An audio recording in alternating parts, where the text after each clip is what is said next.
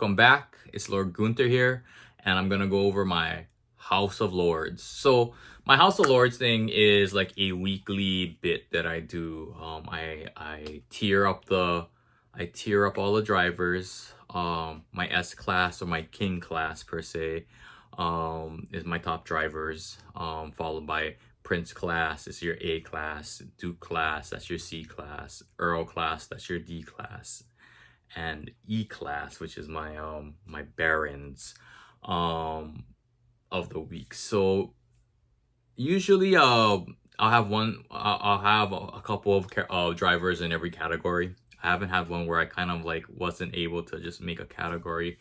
But it's I think it's a fun way to go. So starting off this week, my King category, of course, it's Max Verstappen.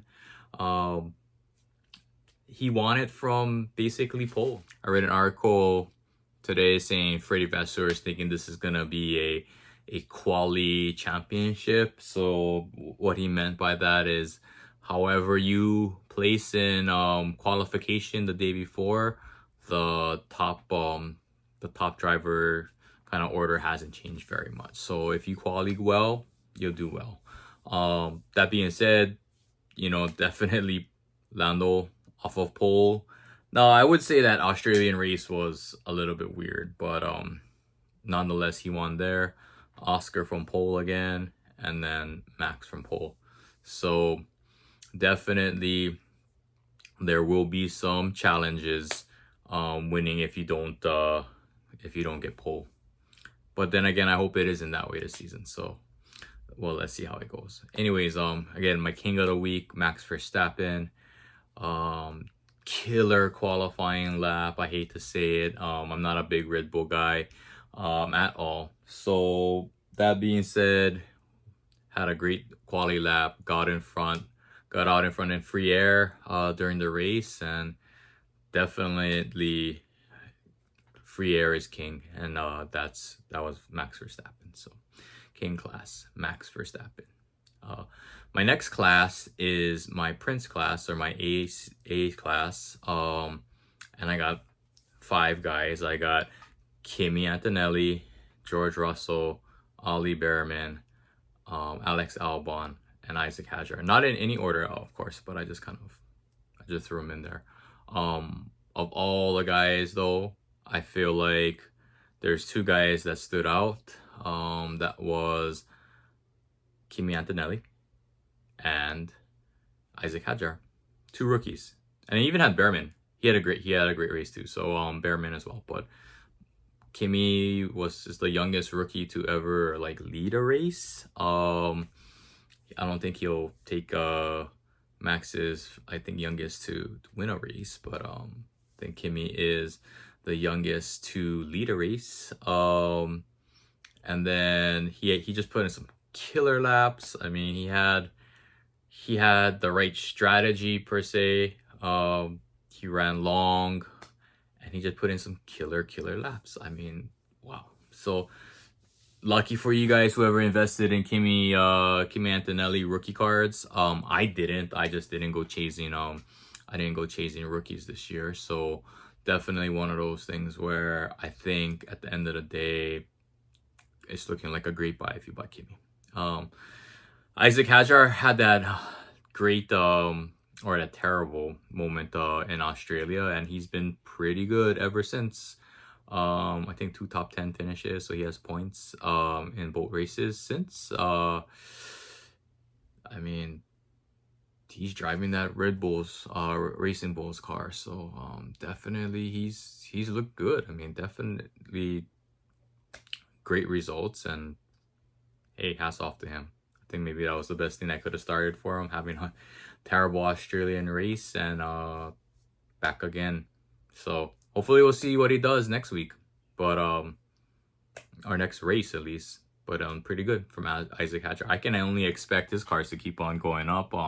Again, if you bought Isaac Hadjar at the hope that he was gonna have a great season, I mean, he doesn't have to even perform this well. I mean, maybe he's setting too much of a high precedence that that points. There's something in the books every week. He's gonna have his down weeks. He's gonna have his really bad weeks. He's gonna have his, this might be his really good week. So don't be surprised. But if you bought Isaac Hadjar early, hats off to you.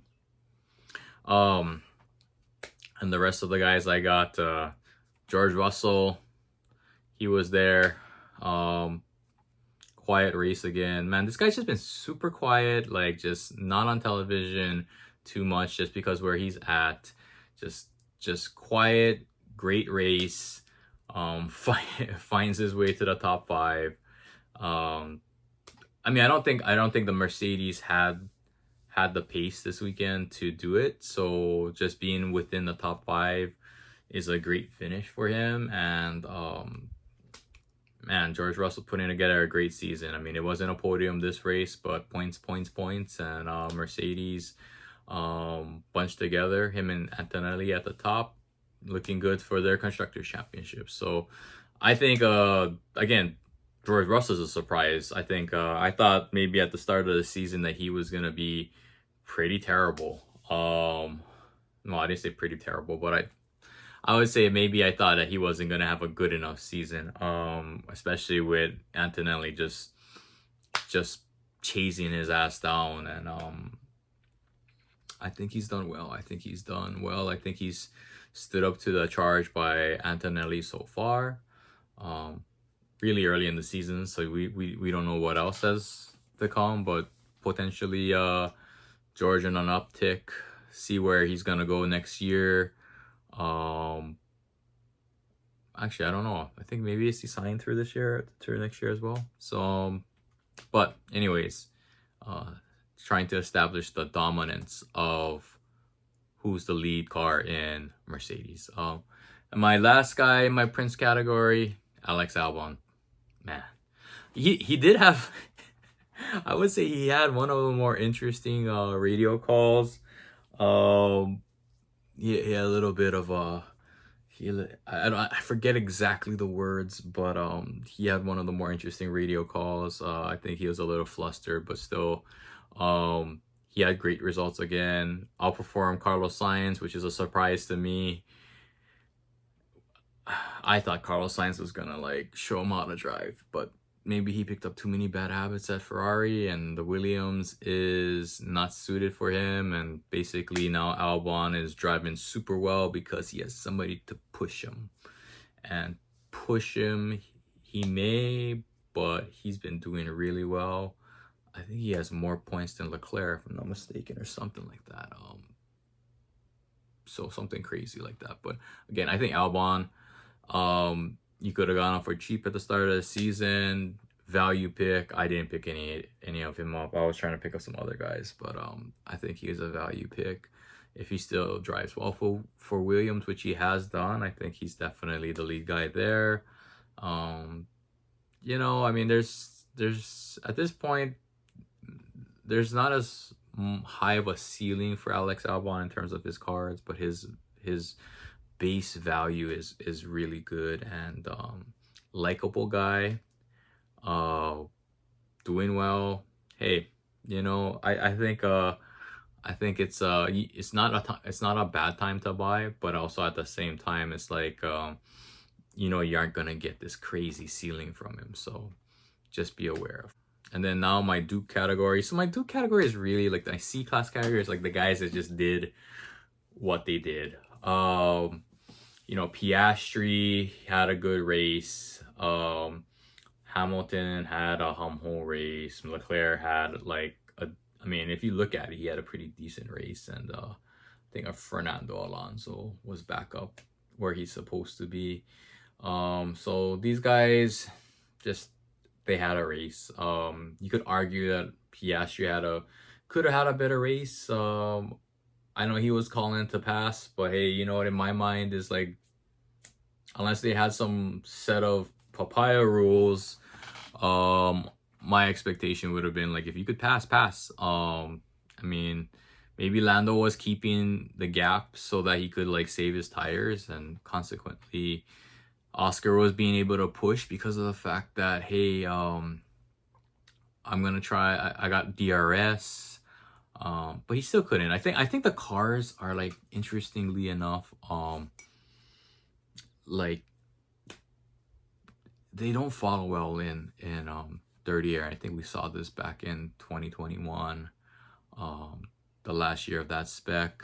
That was kind of one of those times where I think the cars weren't following well. So maybe that's the same way. But yeah. Oh, on another note, I did see this thing about Max. Their setup was different. So basically in that qualifying lap, I mean, he's like, I lost it almost like 5 times or something. And basically he was running a lower downforce setup, so he had more straight line speed, and maybe that's also what kind of helped him. I mean, the guy's great with the car, so he's going to be able to drive it to his maximum. Obviously, the difference with him and Tsunoda was Tsunoda had a like higher downforce package, and that kind of made that thing like a tank. So even with it, would have Oscar been able to challenge him? I don't know. I really don't know.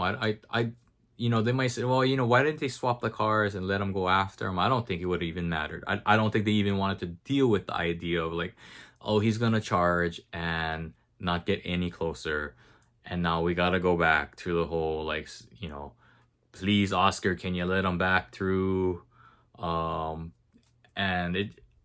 I think Lando was being truthful. He was flat out the whole race, without any changes to strategy. The race was just the way it was. It ended up being like a Monaco situation, so nobody really passing. So anyways, Lewis seems to be really, I feel like he's really frustrated. You could just hear it in his voice, like, tell me where I'm slow at, like. And they gave him like a whole bunch of corners, and then he's like, well, tell me what I need to do or something. And I was like, wow, that just does not sound like the Lewis Hamilton who was comfortable, even when it was bad at Mercedes the last couple years. It still didn't sound like he was irritated. I mean, the last 3 races, he just sounds super irritated with his engineer, and I just hope that they get it figured out. I mean, you want to see him contend, and to just be in the top 10 is not good enough. Especially Ferrari people, they expected him to be putting up podiums, and albeit the Ferrari has not been as good as advertised, it looks like there's some glimmers of hope, but they just haven't been able to string it together. So, oh, and last but not least, Alonso. I mean, he just kind of got back where he was. I don't think he's gonna be. This is where he's gonna be stuck most of this year. I mean, unless you can see some of that Aston Martin showing some promise, I don't see Alonso having a great year. So I mean, albeit great time to buy his cards. I mean, honestly, with him like not having great results, like you're buying a 2-time world champion, somebody who has, I think, a good enough on. No, a lot of people didn't like Alonso. I mean, but then I think he's grown on people, and I think he's grown on me. So I picked up an Alonso car when I can, and I think he's great value. And it's always good to have some of these legends, and he is and will go down as a legend of F1. Fernando Alonso, 2-time world champion. Now my Earl class, this is kind of where these guys are your underperformers, and unfortunate to those, I have my own guy in here, Lando Norris. I put him here because I'm disappointed. I'm super disappointed, and I like that whole antic with the pit lane thing. He literally could have just like said, screw it, I'm gonna just get back in line and been on Max's butt, maybe like a second behind. Right, instead of being like, now he comes out of the pit with his lawnmower. I mean, he John Deered the shit out of. Oh, excuse me, John Deered it, and then like literally like botched that entry back onto the circuit, and yeah, then you're down 2.5 seconds that you gotta make up, and you aren't gonna make that up at this point, right? Obviously, yeah, maybe that was a tactic. Maybe that was, I don't even know what he was thinking. It wasn't like he was ahead of him. So for me, yeah, disappointing race. Just proves though, Lando, you better quali well and get off the line. So which I think there was another argument that why did he angle his car at the beginning to kind of cover off the backside of Piastri? If he had just gone straight, he might have had a meter or so chance of being in front with his he had better reaction time. But I heard there was like a greasy patch. So, you know, every time that Lando does something like this, it's an opportunity to buy Lando if you're a PC person. If not, he's just like gonna like, oh, this is his prices will kind of fluctuate on towards the downside, and doesn't make PC guys for Lando feel very good. My next guy is Yuki Tsunoda. Yuki, well, he had a pretty decent weekend for what it was. He had a different package than Max, so a little bit more downforce. I mean, he had I would say he had some issues driving it during the race. So, is the verdict out on would have Lawson done better than Tsunoda? I don't think so yet. I mean, some people are saying, well, it's because the Honda money. But I do think that it was time for Liam to get out of that car. But we'll see. I think Tsunoda, this is just his first race, trying to figure it out. Probably get some good feedback. Go back to say, hey, you know what? I don't need as much downforce. Let me fly. So yeah, it was a little disappointing though. I'd say that. So we'll see what Yuki's got. I think he's the guy for that car. I think Dave said he'll probably finish it in the year with that. So I don't think I think you still gotta be patient with the guy. Still another buying opportunity if that's my case. And the rest of the guys, I got Gasly, Duhan, and Ocon. The Alpines didn't really look very good.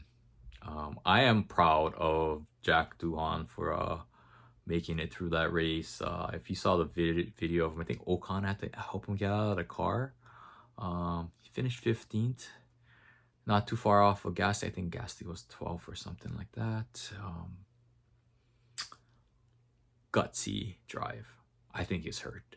I think he didn't want to give up that seat. I mean, definitely he was favoring something, and albeit any chance that he screws up, he's like making it very easy for them to replace them with Colapinto. So I think he's gonna just try to work through it. I hope he has a couple more races. I feel like you gotta give him a chance, and I hope Jack Duhan gets a chance. I think Ocon got caught out on a strategy. They were waiting for a safety car. I mean, hey, it's unfortunate. I think him and Behrman were both on different strategies. I mean, it's one of those things where if you got two cars in the back, why not try to split up the strategy, see what happens? And the guess was that Esteban's race got kind of ruined by strategy. But, you know, hey, it's a Haas thing. Haas is like, if Haas can be in the points, that's a win every weekend. So I don't think it's a thing. Just an aberration. Nobody's really buying Ocon anyways, but I think he's a definitely better buy than buying some of these rookies in the interim. But just as a FYI, you know, don't be. I bought some. I don't care. I mean, but you gotta understand that I'm buying more of his 2020 stuff. Like a 2020 Dynasty is pretty reasonably priced, and that's something that I've been looking at for a little while. So then again, that's what I do. And then my you know, the rest of the best of the rest, not really too much to say here. Carlos Sainz blocked Lewis Hamilton, started back in last place or 18th or something like that. Three place penalty for that. Not really starting a good race. Definitely didn't drive really well. Tried to make up some places. Just got outshined by Albon again. But I don't know. I think Carlos is a decent driver. he's definitely very talented, I think, in my own right. I mean, he did well at Ferrari because he did well against Leclerc at Ferrari. So I think he's a thinking driver, sometimes thinking too much. But I think he'll bounce back, and this is a good time. And when he sucks like this, this is a good time. You buy the red, you sell the green. I mean, that's tried and true. But again, from a collector standpoint, I feel like Carlos Sainz is gonna be around for a little while. So just be aware. The rest of the guys: Hulkenberg, Bortoleto. Nothing really great. Lawson, he drove better than when he was in a Red Bull, but it's obvious that the Racing Bulls is an easier car to drive. So we'll see. Verdict's out. I'm glad he looked comfortable, and maybe he can do something better. But definitely think hey, you kind of figured out his upside already. And my good friend Lance Trolovich, yeah, he's just where he's supposed to be. Anyways, well, maybe we'll get somebody better next year, but I ain't trying to tell you to go buy Lance Trolovich at this point. Probably not a good Anyways, great race in its own right. I mean, you got stuff like Hajar, all these small things. I mean, I always say great race. It was a pretty boring race. Maybe more exciting even in quality and other things. That lap from Max might have been one of the best qualifying laps of the modern era. The guy loves Tokyo. I mean, not Tokyo, but he loves Suzuka. And he's right. What if he had the McLaren? Where would he have been at? I don't think that the McLarens, I mean, could they have gone faster? Possibly. I mean, I think Lando put in a great lap. So, you know what? Who knows? But going into the next race, I think this is my weekly bit, the House of Lords. Talk about a little bit more of what happened during the race, how it's going to affect cards. Definitely, if you haven't at this point, if you got to this point, thank you very much for watching the whole video. Definitely don't forget to give me a like and a subscribe down below. Turn on your notifications for this, and maybe you'll see me around again. But gonna probably put out a normal type of video next week, probably on maybe either like the set of cards or an insert or something like that, but more so in the card collecting thing. So anyways, guys, you guys have a great week. Hey, I can't say much more than I love having F1 on the weekends again. So even if it was a boring race, it was a race nonetheless, and just brings up opportunities. And guys, keep on looking for value. Until next episode, I'll catch you later. Bye.